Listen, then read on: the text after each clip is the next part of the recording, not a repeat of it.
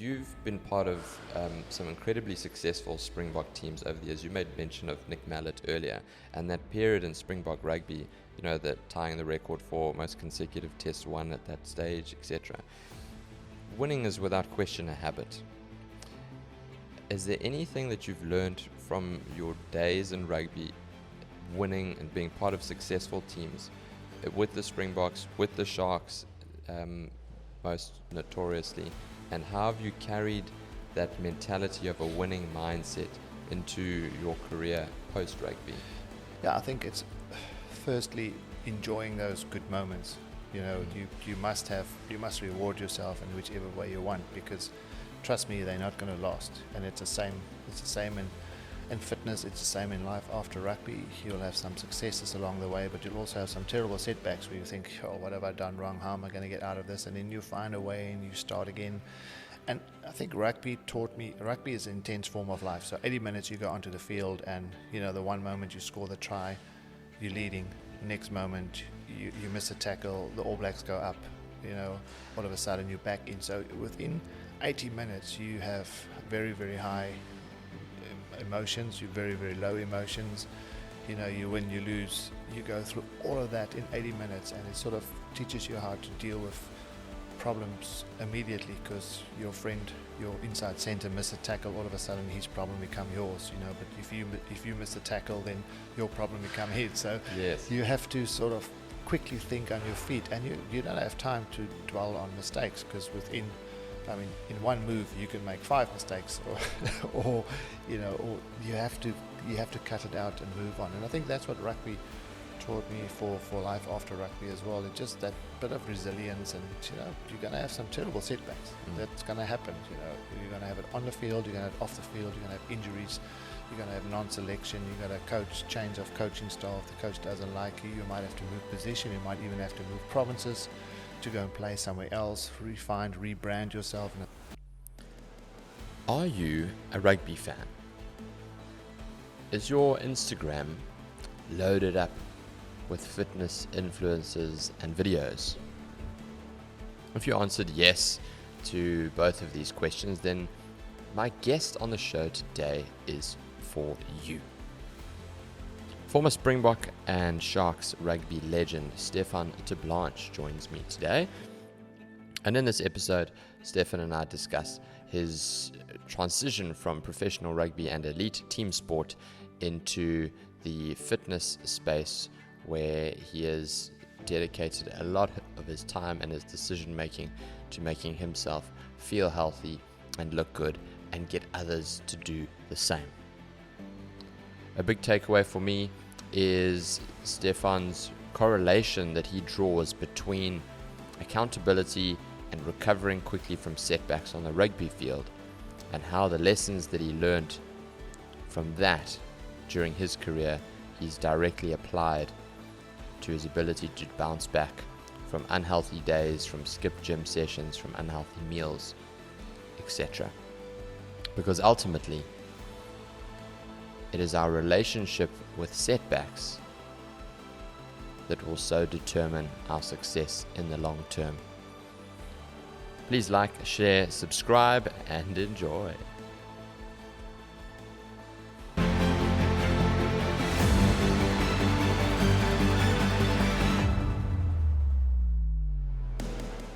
Stefan Terblanche, welcome to the Expect Performance podcast. Lovely to have you, sir. Yeah, thank you very much, and thanks for having me. Absolute pleasure. So, Stefan, you've had a storied career in rugby. No doubt you've been asked many times, and you've had many interviews about that career. I'd like to ask you more about your journey post-rugby. You've decided that you want to play quite a prominent role in the fitness space. You've clearly decided that fitness is a big part of your life, and from being an elite athlete, you've then moved on and you've continued with that level of dedication and discipline. So my question to you to start out with is, how did you find the transition from being in a team environment where everything's organized for you? You've got your strength and conditioning coach. I know you would have done some work with Mark Steele at the time. Your meals are sorted. Everything is arranged to then have that self-discipline to keep going at that level on your own when it's only you that has to hold yourself accountable.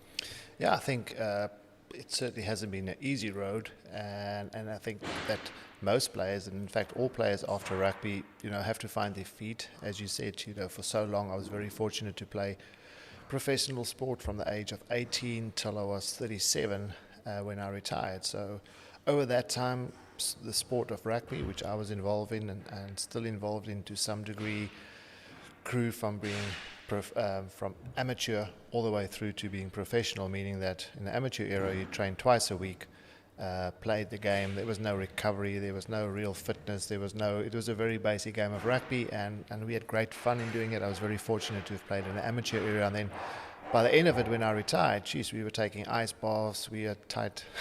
I never forget my first Springbok jersey. I asked if I can have a slightly bigger jersey. By the time I retired, you could hardly get out of your jersey because it was so tight because of new technology and.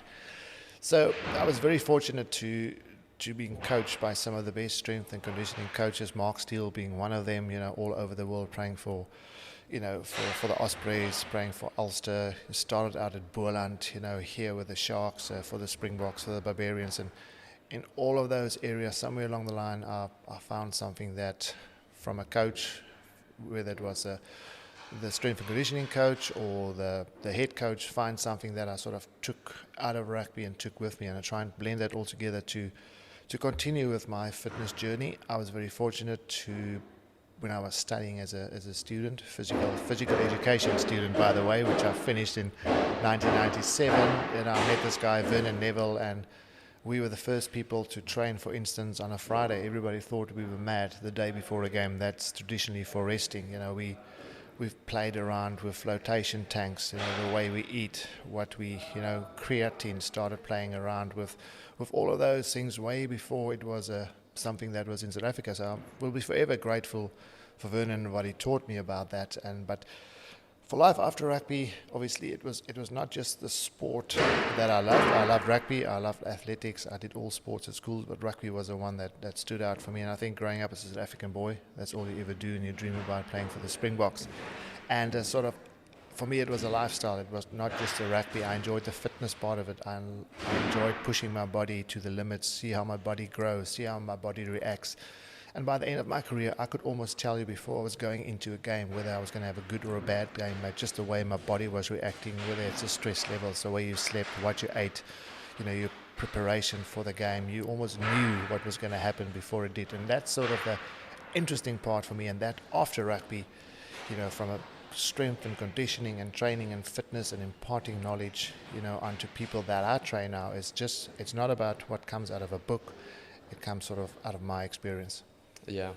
And so how have you found that transition going from being in an elite performance environment, working and training with elite athletes for such an extended period of time? You mentioned the length of your career, to then transitioning and then training people that are in the general population. They're not elite athletes. They're not spending all the time trying to get the best out of their bodies. They've got kids. They're sitting at a desk for 8 hours a day. Were there any challenges that you encountered, or was it different to how you maybe perceived it going in? Absolutely. And I think the biggest challenge came from within myself. As you get older, you also got to realize that your goals will shift and change. For me, it's not so much about bench pressing 150 anymore or squatting with 200. For me, it's all about, and that's for the people I train as well. Obviously, I want to make them aesthetically look better, because who doesn't like to, have biceps or strong legs or, not carry any fat? I mean, very few people will tell you, I'm not worried about that. For me, it's about waking up the next day. Yes, a bit of body stiffness and sore muscle, that's one thing, but getting your body to allow you to do the things you want to do. So waking up the next morning, you're not sore, you don't have aches and pains, so you can move, you can freely go for a run or for a walk. Whatever your goals are, you can still do within yourself and with your kids. And that, I only found that out the hard way in 2018, because I wasn't the fastest, I wasn't the strongest in any team, but I was always sort of in the top 3 across all areas, whether it was, and I could never understand why a forward could not push himself harder, or even some of the backs. Why can't you just run faster or push yourself a little bit more? Surely, it can't be that hard.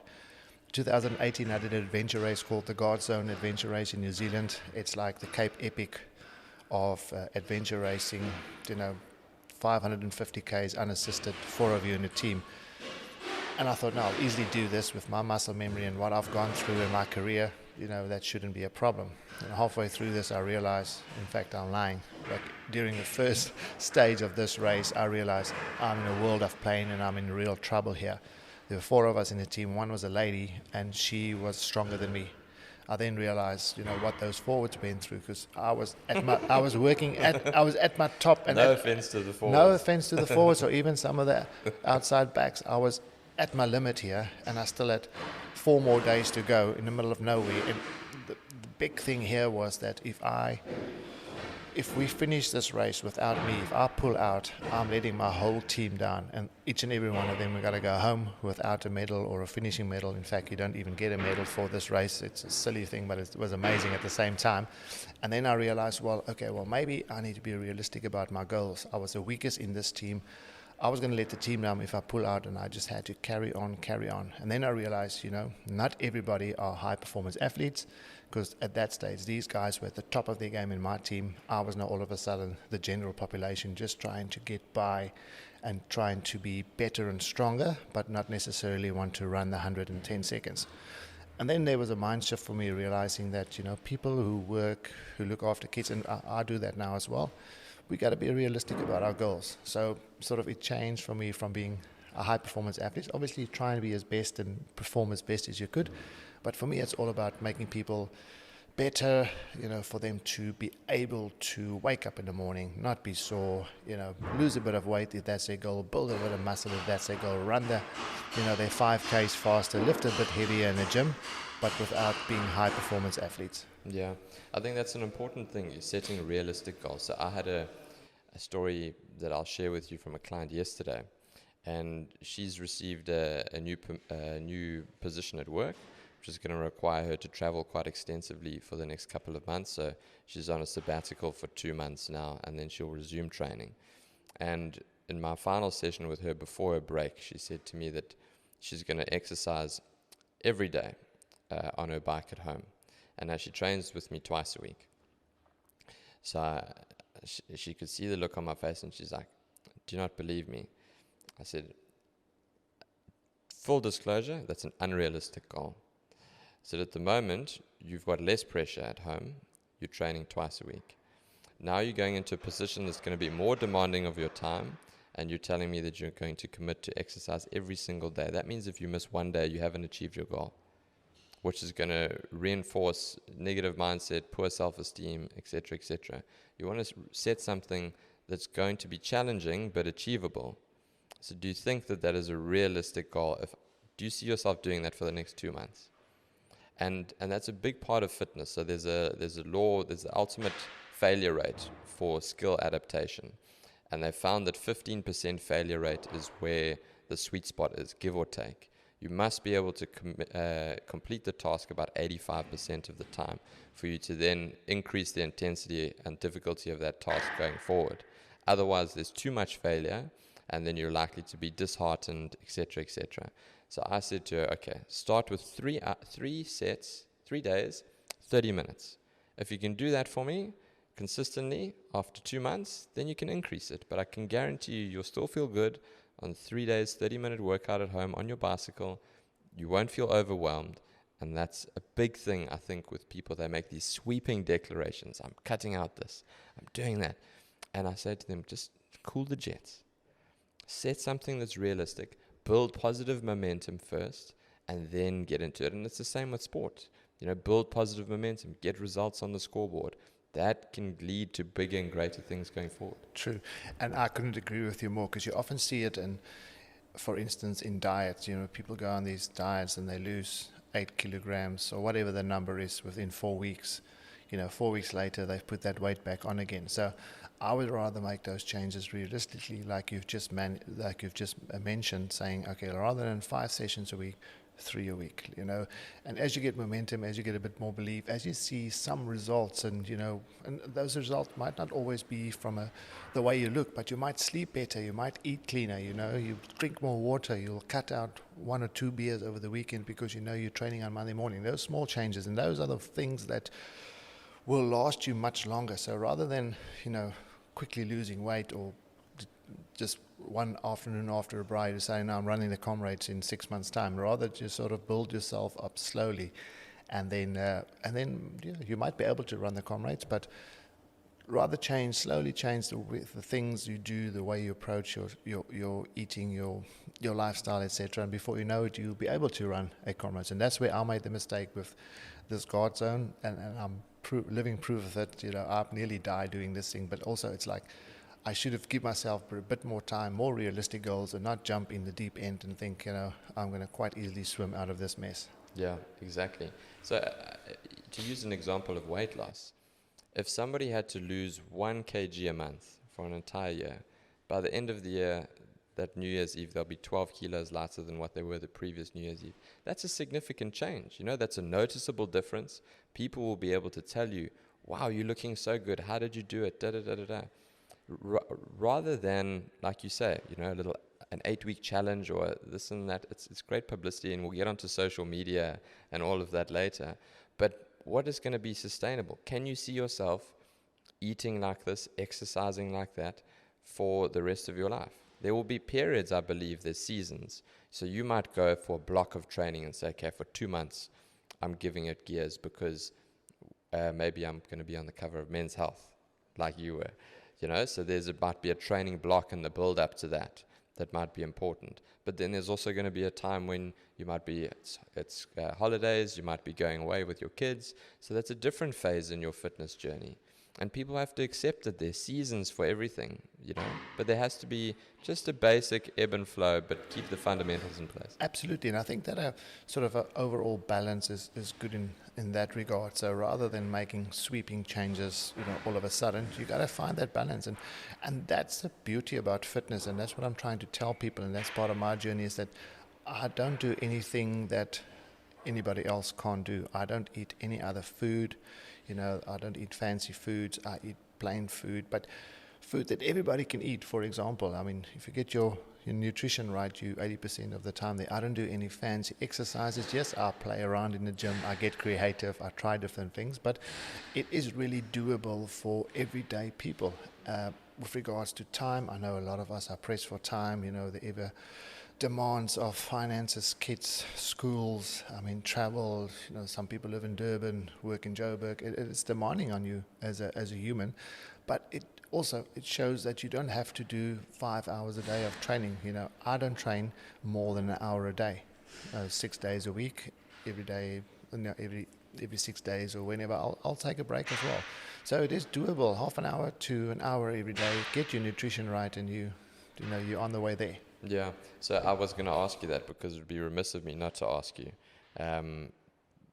What type of exercise do you do? What does a standard week look like for you? Just holistically. So if you can give a brief overview of diet, the type of exercise that you do. I know that you post a lot of stuff on your rowing machine, which is, if anybody's rowed, it's like hell on earth. So what does a standard week look like for you, fitness-wise and wellness-wise? Yeah, often Mondays would be my day off. I just don't like Mondays at all, so often when Mondays start, I'm in a bad mood, and Monday blues properly. Yeah? And I actually thought about it, Monday afternoons or evenings when playing for the Sharks or any other team for that matter, and then also for the Springboks, Monday was really a hard day after a weekend's game. So the Monday you would do a video analysis of your game, and you knew if you had a bad game on a Saturday, you sort of dread that Monday. So maybe that's still a bit instilled in the back of my mind. So so that could very well be, especially with Nick Mallett. He's one of the best coaches I've ever had. But he was a hard man on a Monday. In those days, we still had a VHS cassette recorder, and Jake White was our video analysis. Can you believe we've had a magnificent, backroom staff as well? And he would cut the footage from the weekend, and it would be 2 minutes into that session that he was running. Nick would just say, "Give me the effing remote, and then you're going to get it. And Terblanche, what were you doing? And so he was giving it. So maybe it's still in the back of my mind.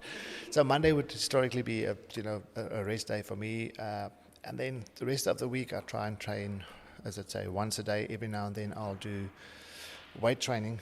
Almost every day I try to throw in a rowing session or a watt bike or an assault bike session on there. Every now and then I do very little running. I actually went for a run in my hometown of Swellendam 2 weekends ago, and then I worked out. It was the first time, almost 5 months into the year, that I've actually ran this year. So I do very little running, but I do enjoy shorter, faster stuff, not more than half an hour. I particularly like interval training. You run for a minute, walk for a minute, jog for a minute, that sort of training. I always found that that was a good way of getting you fit quickly, and it also pushes your heart rate up quite a bit. I really enjoy that. So there'll be training during the week. I try and train with some of my clients. I try and set the classes up that there's always one client training by himself or herself, and then I try and get in the session there as well. It's very much, it is, a lot of it is functional training. They always ask me, but we're not doing a lot of sit-ups. But I said, yeah, but you're doing single, kettlebell swings or RDLs, or there's a lot of core and strengthening your lower back in all those exercises. And then functional stuff, very much functional. But I do every now and then, I do go conventional, like the old bodybuilding type stuff, and I'll do one muscle group, or I'll just do legs, or I'll do arms, or back or chest. I do mix it up, and I mix it up for my clients as well, and they seem to enjoy that. They do sometimes complain that they're a little bit sore the next day, which is great.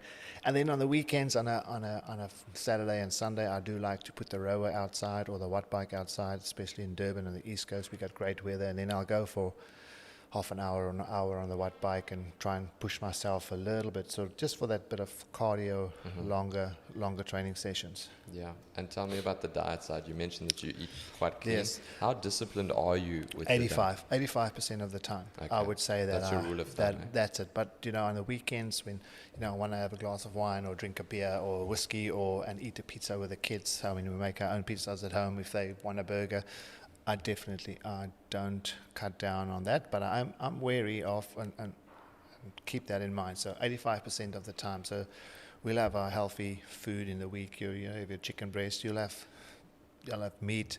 Try and cut off the fatty parts. Chicken without the skin. But we eat normal food. On the weekends, we'll make our traditional potjie. As I said, we'll have the pizzas. We'll braai. If you want to have chips, we'll probably use oven chips or make our own.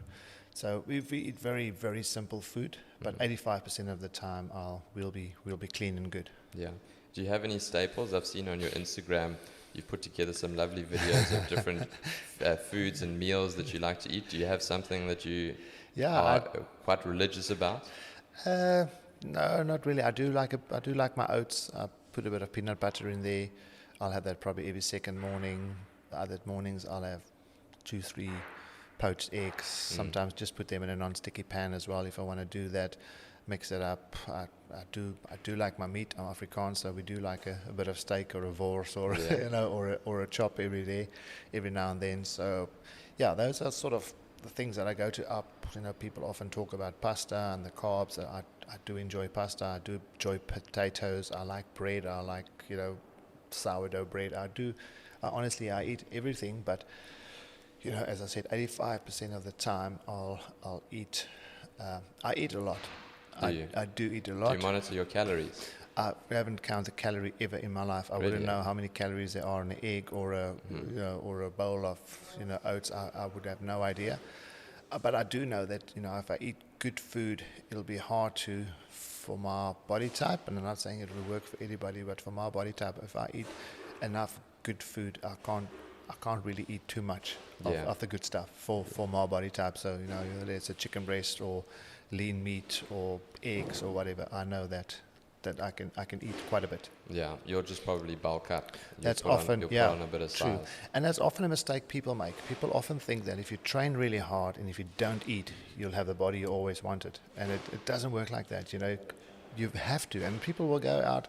They've had a great training, so what are you going to eat? No, I'll only eat again at 4 o'clock this afternoon. I said, you've just done an hour of training. You've done some damage to your body. You need to repair that.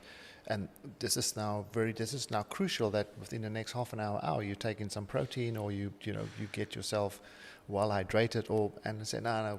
So I think people often make that mistake thinking, and I was like that as well when I started training. I had no idea. I thought, okay, cool, I train hard, I don't eat, sorted. You look like those models that you see on the front page of a fitness magazine or something, and you realize, well, there's a lot of other things that go in there rather than just training and not eating. Yeah, absolutely. So I find it's particular with the female clients.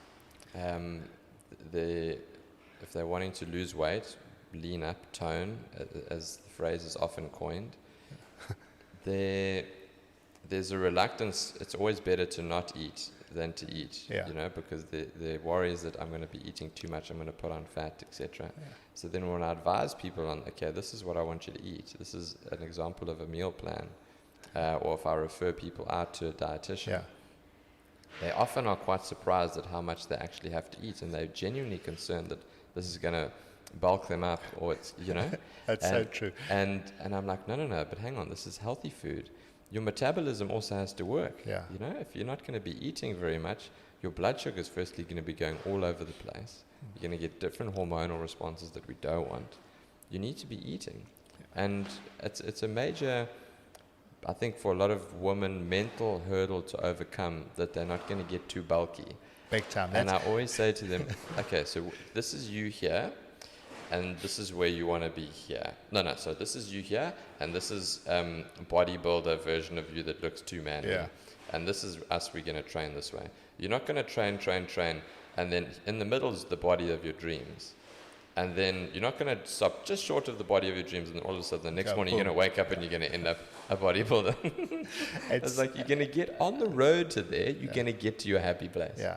And then we can say, okay, cool, let's maintain there. Spot on. I mean, that's the first thing when the ladies start training, and I've got some incredibly strong women who's got, work really hard, and the first thing they tell me, your average, when they start training, so average woman is not the right, but your average person out there that starts to train is like, the first thing, I don't want to get too big and bulk, so, okay, well, you carry shopping bags, you carry kids around who weigh 20, 30 kilograms, and then when you get to the gym, you want to start using 1 kilograms because you're worried you're going to get, bulky by doing it. So it's not going to happen. There's a process like you've just explained for us to get to where you want to be. But, in that, firstly, we're going to use weights here. You're going to use heavier weights, and as heavy as what you can when your body is ready for it. I won't necessarily start everybody on weights. You've got body weights. There's different forms of resistance training, as you know. We'll use bands, body weights. It's a great way of building your body and getting stronger. And then we'll start using heavier and heavier weights. But, firstly, we'll do it in here, and then you got to go out there and please don't not go and eat, because all the hard work that you've put in here, you're going to, lost by the wayside. So it is a mindset change for them. And I think also people are confused. There's a lot of different, whether it's diets, training methods out there, should you fast, should you eat protein, should you cut out carbs completely? Should you go green, go vegan, exactly. plant-based? So there's a lot of information out there, and sort of trying to find the right fit for you is vitally important. Like you said, you refer people to a dietitian, and I do that all the time because I know exactly what I should eat, because she helped me along the way, but also know what works for my body after 30 years of experimenting and doing things with my body. But I advise them to a dietitian, go and get the best advice that you can, and then also have a look at your DNA. Often your DNA testing gives you a very good information about things that you sort of already knew, but once it's confirmed through your DNA, you realize, okay, maybe I shouldn't eat meat, or maybe I shouldn't be a long distance runner, I should do faster, shorter stuff. And sort of a lot of the stuff you already know, but once sort of your DNA confirms it, you're like, okay, well, maybe now I'll listen. Yeah, precisely. You spoke about social media. You've become more and more prominent on social media. You've appeared on the cover of Men's Health, and the content that you're putting out regularly and consistently on Instagram has gathered you quite a nice, healthy following. What is your opinion of the fitness industry online and on social media? What have you noticed over your journey so far in that space? Firstly, I'm a positive person. I always see that the glass is, half full rather than half empty. I think there is incredible information out there that's readily available if you know where to look. But in the same instance, they're also, very confusing and information out there that it's not always what it seems. It is. Doesn't matter how you look at it. It doesn't. You ask anybody who's successful in business, everybody who's successful in having a good body or having a successful Instagram page. There's a lot of work in there. Yes. A lot of the stuff that people don't see, and we spoke about it earlier. If Yeah.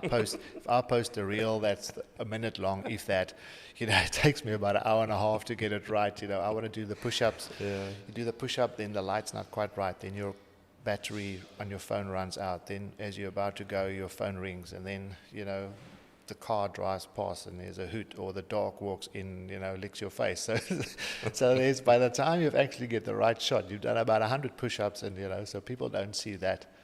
And so there's a lot of hard work in anything like that. But I think social media, if used correctly, I think you can waste a lot of time on it if you don't know what you're looking for, and you scroll. And to be fair, it's an addictive thing. And sometimes I find myself looking at, I said, why am I even doing this? What am I wasting my time for? But if you know what you look for, and you sort of have an idea of what you can and should do with your body, then you can find some good. So with my Instagram was always the idea that I grow my following and showing people what I do. It's authentic, nothing at a stage. If I ride a bike for an hour, that's what I'm going to do, and I'm going to tell you that. That's what I do, and as I said, it works for me. I enjoy it, and I would like to share that with people, because I think it's a simple methodology. It's a simple approach to fitness, to life, and having a good, healthy lifestyle. And I think what people don't realize is they perhaps look up at me, or look at any other someone in the fitness space, and realize, I can never do that and achieve that. And the simple answer is that you can. If you're disciplined enough, you spend a little bit of time on it. You be mindful of what you eat, how you train. I promise you, it's within your reach. Yeah, so I totally agree with you. I think there's two things that people have to be wary of when it comes to the social media space. One is, like you said, it's that snapshot. They're watching that perfect 15, 20-second clip, but in the background there's been this chaos that's taken time to produce. So they're watching always the best version of reality. True. Yeah, so that would be the first thing. The second thing is, let me think of an example. Liver King. Do you know the Liver King? Yeah. Okay. So, he's got a massive following. It's like 2 million people or something like that. And then you used to do all these things, and you eat the raw livers, and you flip in suntan your ball sack, and you do like these crazy things.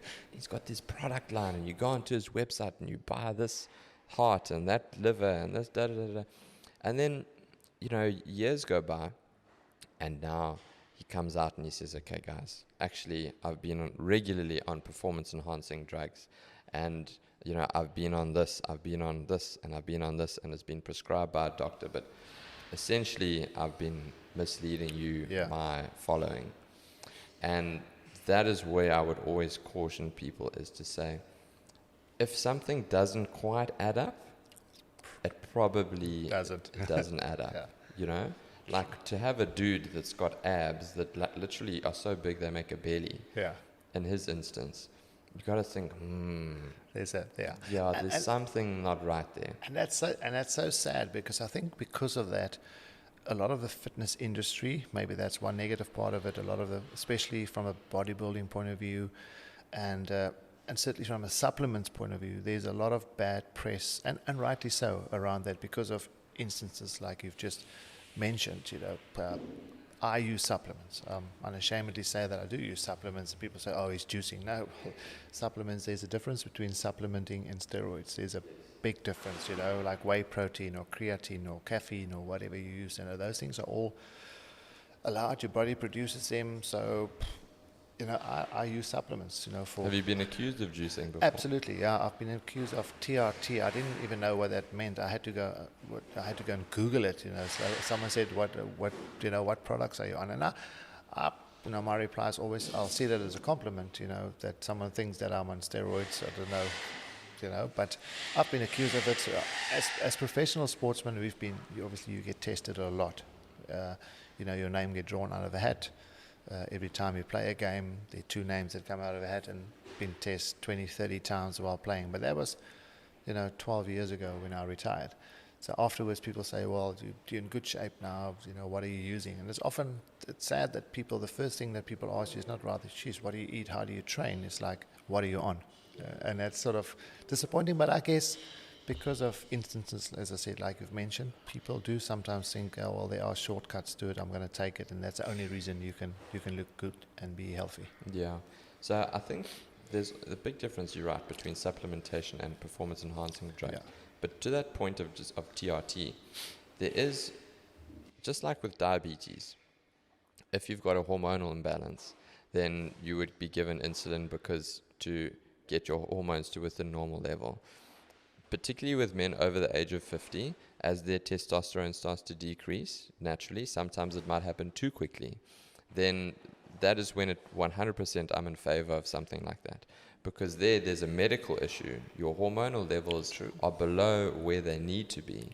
And then you get administered and measured and assisted by a doctor who's getting you back to where you should be, because there's a lot of unwanted side effects of having abnormally low testosterone, depression, Absolutely. the list goes on and on. So in those instances, 100% it is really, really good for men in particular, if that is the case they find themselves in. But what if that person who's got low in testosterone, what if he's never tried heavy weights? That releases testosterone in your body. There is sort of 100%. There are people within, and I've got utmost sympathy for them, and I know that they need the treatment. But maybe do a bit of weight training, see if that makes any difference to your testosterone levels, because I know it's a good way of boosting the testosterone and gets released in your body when you lift heavy weights. And as I said, heavy weights doesn't necessarily have to be 400 kilos on your back, but resistance training, try sort of that stuff to do it naturally, because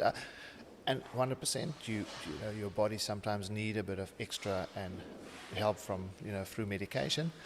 But at the moment you start, I think, tinkering and playing around with your body's own production of whatever it is, I think your body also knows that, okay, well, maybe I don't have to work this hard anymore. I get a extra little jab here for testosterone, so I'm just going to sit back myself and relax a bit, and I'm getting the jab and I'm getting the testosterone anyway, and your body's production of testosterone, or whatever that might be, will the natural production, absolutely will decrease. Yeah. And that's not what you want. Yeah, you're absolutely right. And I'm not a doctor. I'm just sort of from what I've read up about and sort of, yeah. But that's what it means to be in the fitness space, and it's important that people understand the context. And also, if you start to abuse things like that, the health ramifications and the risks that you're taking are totally not worth the aesthetic rewards. Yeah, and it's the same with, it's a totally different, but it's the same. People sometimes come with me and said, I have a problem with my back, I need to have a back op. I said, first thing, let's try and fix it, the natural way. Let's try and strengthen your core. Let's try and, do a bit of exercises. Let's see if we can do it without going the route of having surgery or, have that. So that sort of is always, and I know often it can't be avoided. I agree 100%, and please don't shoot me for saying that. But if you can avoid it and try and fix it naturally, yes, or, by hard work, it might take a bit longer. Yes. But if you can avoid those sort of things, then it's always better. But try the conservative way first. 100%, yeah. Don't rush into things like that. Yeah. You're absolutely right, and that's another thing with social media, is we tend to want things instantly. Absolutely. So pay the dues. Yeah. You've been part of some incredibly successful Springbok teams over the years. You made mention of Nick Mallett earlier, and that period in Springbok rugby, that tying the record for most consecutive tests won at that stage, etc. Winning is without question a habit. Is there anything that you've learned from your days in rugby, winning and being part of successful teams, with the Springboks, with the Sharks, most notoriously, and how have you carried that mentality of a winning mindset into your career post-rugby? Yeah, I think it's firstly enjoying those good moments. You must reward yourself in whichever way you want, because trust me, they're not going to last. And it's the same in fitness, it's the same in life. After rugby, you'll have some successes along the way, but you'll also have some terrible setbacks where you think, what have I done wrong? How am I going to get out of this? And then you find a way and you start again. And I think rugby taught me, rugby is an intense form of life. So 80 minutes you go onto the field, and the one moment you score the try, you're leading. Next moment, you miss a tackle, the All Blacks go up, all of a sudden you're back in. So within 80 minutes, you have very, very high emotions, you very, very low emotions. You win, you lose, you go through all of that in 80 minutes, and it sort of teaches you how to deal with problems immediately, because your friend, your inside center, miss a tackle, all of a sudden his problem become yours, but if you miss a tackle, then your problem become his. So Yes. you have to sort of quickly think on your feet, and you don't have time to dwell on mistakes, because in one move you can make 5 mistakes, or you have to cut it out and move on. And I think that's what rugby taught me for life after rugby as well. It's just that bit of resilience, and you're going to have some terrible setbacks. That's going to happen. You're going to have it on the field, you're going to have it off the field, you're going to have injuries, you're going to have non-selection, you're going to change of coaching style. If the coach doesn't like you, you might have to move position, you might even have to move provinces to go and play somewhere else, rebrand yourself. And I say rebrand yourself. I had to go from, I played on the wing, and then on the fullback, then Nick Mallard moved me to the wing, and then back to fullback, and then Pat Lambie started playing for the Sharks. There's prodigious, unbelievable talent, and you want him in the team, but also at the same time, he's going to take my place. So how do I work out then? Then I got moved to centre, quite happy to play some more, then making sure that Pat gets to the team, and you show him around and be as best you can, but he's taking your position and your spot in the team. So that's your job. So you got to rebrand, reinvent yourself. You got to somehow find a way of getting through those dark and difficult times. Yeah, I love that. That's a great answer, because you have to be willing to let go as quickly as you can with setbacks. And you mentioned that in rugby, you can't ruminate on a mistake that you've made, because time. You don't have the time. Because the next phase is coming, the next ruck is coming, the next high ball is coming, the next opportunity to break the line is coming. If you're thinking about the missed tackle, you might miss an opportunity at an intercept, at an opportunity to break the line, etc., etc. And it's such a good lesson that people can learn in their lifestyle. If you have that bad day where the eating hasn't been great, or maybe you were just enjoying the beers a little bit too much, watching the Sharks win tomorrow, and you feel like then you eat a couple of toasted cheese sandwiches because that's what you really feel like, with some dipped into some tomato soup. Oh, this is sounding quite delicious now. Yeah. But the point is that recover from your setbacks immediately and as quickly as possible. It happened. Forgive yourself. Yeah. Learn from the mistake, but then get back on the horse as quickly as you can. Because one bad day isn't going to make you unfit, isn't going to make you unhealthy, isn't going to make you look bad. Repeating the same mistake for a period of time is going to make you look bad, and it's going to make you feel unhealthy and be unhealthy. Spot on. You. And it's just, you touched on the alcohol there. We haven't spoken about that. I enjoy a beer, I enjoy a glass of wine, enjoy a whiskey, but I do find that I don't know what it is, when I drink and I have a few drinks, I automatically, my sort of, the way I eat changes as well. I've all of a sudden then got a craving for crisps or, the unhealthy stuff. And I don't know what it is, but it's just like an automatic switch. Then, when I have a drink, I have to be really disciplined not to, tuck into the kids' sweet cupboard or go look for some crisps. It's just like last night, my daughter, she's at Varsity College now and came home for the first time, like in 3 months we haven't seen her. So she got home and she had a glass of wine and I had a whiskey. And then afterwards I was like, and now I feel like eating something that's unhealthy. So I had to really stop myself. I poured myself a glass of water and then went to bed, rather than tucking into the chocolate that's in the fridge. But I don't know what it is for me. I know maybe there's a medical or a scientific sort of explanation for it. But whenever I have a drink, I really have to be disciplined not to eat the house as well. The last thing that you feel like after having a bit of a boozy night is a lean skinless chicken breast with some green beans there. It just doesn't appeal. Interesting on that, when I met my wife, that was 20 years ago, she loved to entertain and have people around and cook around the kitchen, table, and I could never understand that, because for me at that stage, the only reason I ate was to fuel my body. I didn't care what the food tastes like. I would eat a paper cup or a cardboard piece of. It was a means to an end. It was exactly. It was only there to fuel my body, and it did nothing for me from a taste point of view. And then later on, she started teaching me that it's actually quite fun around the kitchen table, and you can cook with a bit of cream here or there. So, Yeah.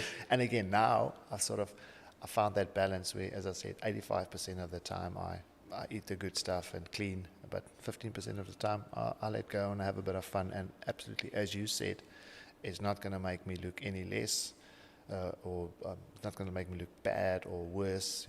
Next day I'm back on a bike or I do my training, but also have a bit of fun and find a good balance. Yeah. Moving on, I can't have you on the podcast and not talk about the big game with the Sharks. Where do you feel that the Sharks are at? What are your thoughts with where they are, just generally speaking? And what do you think our chances are of getting a cup win? Yeah, look, obviously our URC has been a bit of a disaster this year.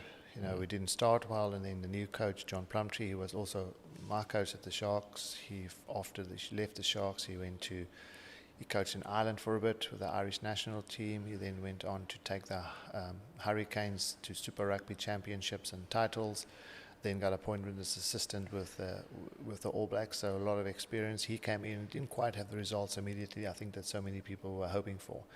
And you understand that he inherited a team and a style of play and certain players, and it will take a little bit of time for him to enforce his sort of style.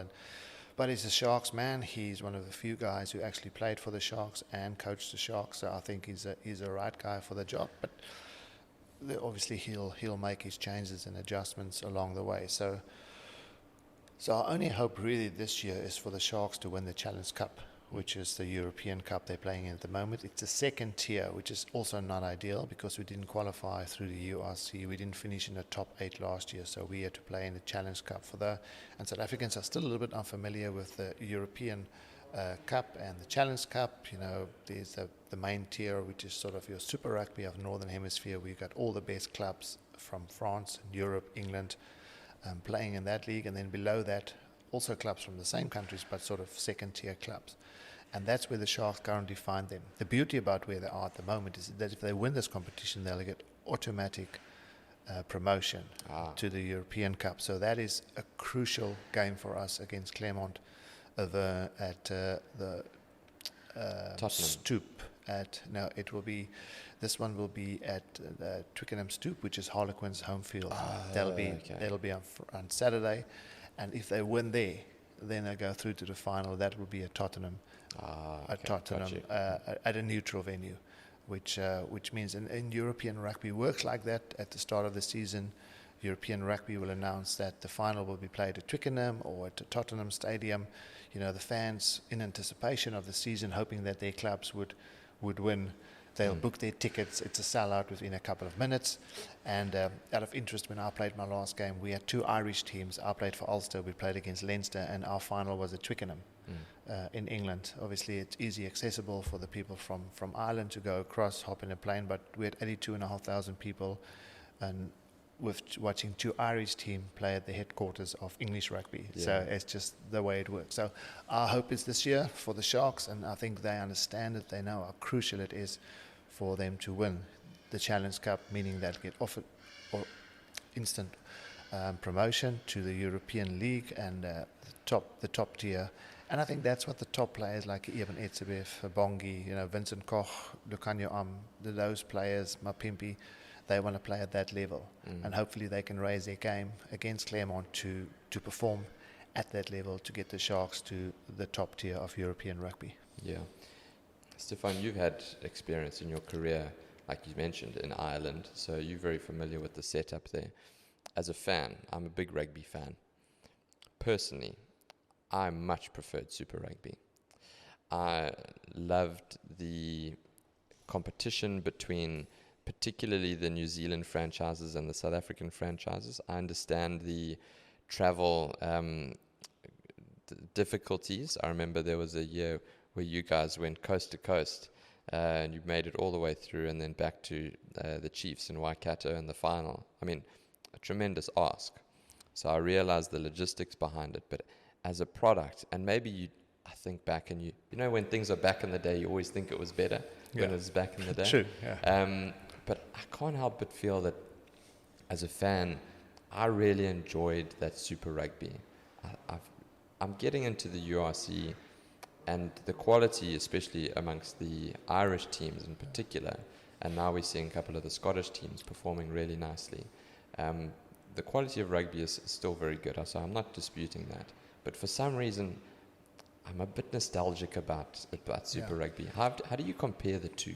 And that's a very good point. I think South Africans are, firstly, we're still a little bit arrogant when it comes to looking at teams from the Northern Hemisphere. We always think that we should quite easily beat them, and it's not the case anymore because they can play rugby. And a lot of that's got to do with the South African influence in those teams because there's a lot of South Africans playing rugby overseas.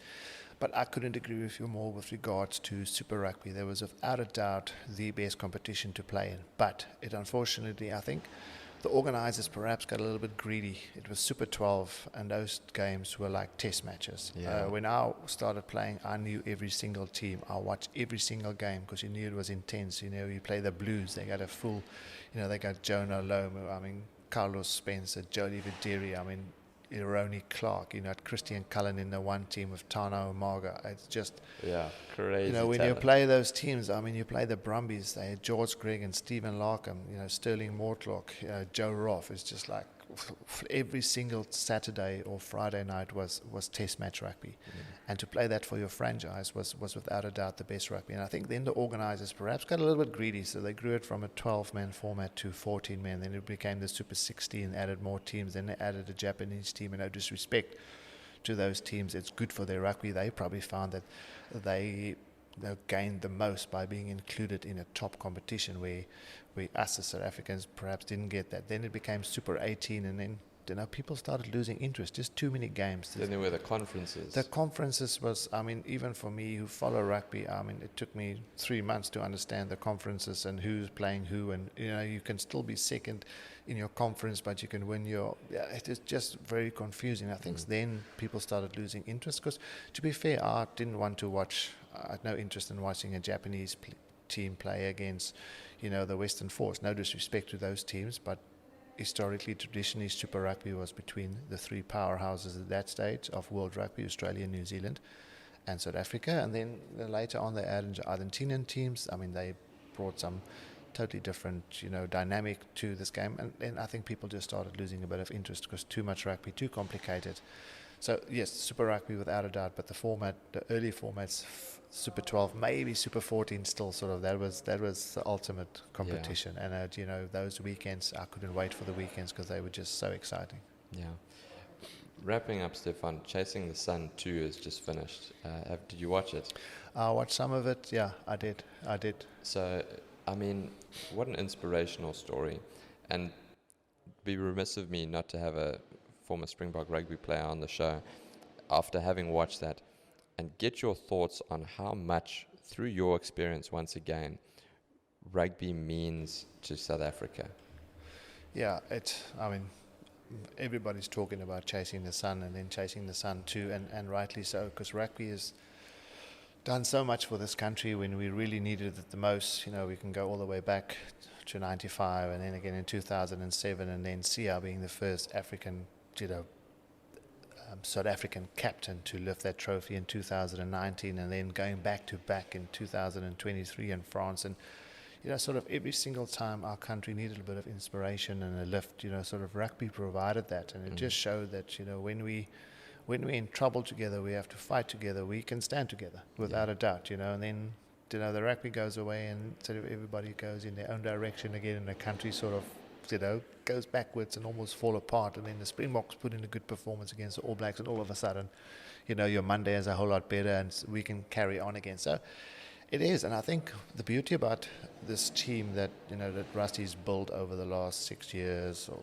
however long, I think, is that they understand sort of that dynamic about South Africa. Often, I think when we were playing, we were sort of wanting to ignore the fact that we got a bigger responsibility than just winning a rugby game on a weekend. And we also weren't as well, I think, educated. And with Rassie there, he understands the game because he's played it at a high level. He's made all the mistakes, a professional rugby player can make. So he's wary of that. And he also realizes, of course, what rugby means to South Africa. Yes, it's a wonderful game, but it's much more than just a wonderful game. It means a lot and a lot of different things to many South Africans, whether you doesn't care from which background. Most people in this country embrace the game, certainly when the Springboks are playing, and that's inspirational. Yeah. After the Springboks beat the All Blacks on a Saturday, do you go work out on the Monday? Do they wipe away your Monday blues? I need to. I then recover on the Monday after the celebration. Stefan, thank you, man. It's been an absolute pleasure to have you. Before we leave, where can people find you? I know you put a lot of great content online. Where can people find you if they want to get in touch? They want to follow your content? Yeah, they can follow me on Instagram, Stefan T15. Give us a follow. Shout for help or anything. As I said, I'm not a doctor. I'm not a medical expert. I'm not a highly educated in terms of knowledge that comes out of a book or from a university. I'm a physical education teacher, but I've been very fortunate to, over the last 30 years, been coached by some of the best strength and conditioning coaches in the world, and from that I took a lot that works for me, and I just love imparting knowledge, and I love people see how confident they get about their bodies. They see some small gains, and all of a sudden, the guy or the lady who just walked into the gym a couple of months back has now lost 4 dress sizes, and all of a sudden she can squat, run, box jumps. She can do those sort of things without injuring her body, and that's where I am. Or people might not lose any weight, but they're getting stronger. They wake up, they got no more pains, they sleep better, and just that positive change is just that's very inspirational for me. That's almost like as good as playing for the Springboks. Sure, that's quite a statement and a wonderful way to finish. Thank you very much. Really appreciate it. Pleasure.